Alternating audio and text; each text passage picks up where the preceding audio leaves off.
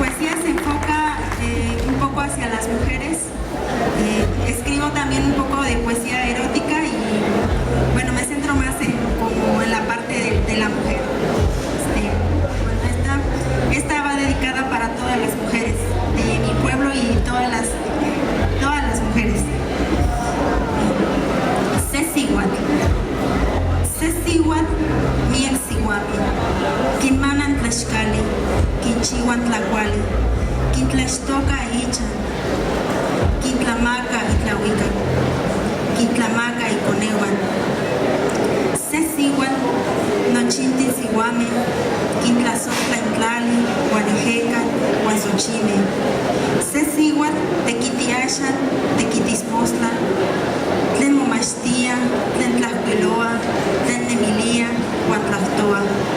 Sesihuatzintli ixpopocatzin, sesihuat tenantzi, kimati kenin huitlauis ipitzintli, kimati kenin mistlasotlas, kimati noxin tlamantli,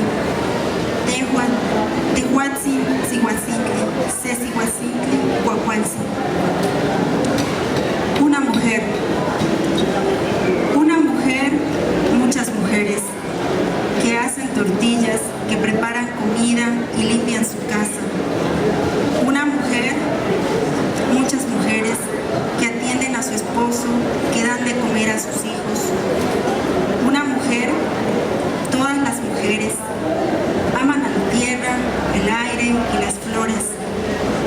Una mujer que trabaja ahora, que trabajará mañana, que estudia, que escribe, que piensa y habla.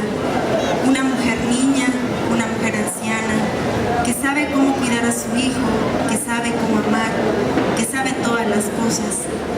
Sí, usted mujer, mujer hermosa. Gracias.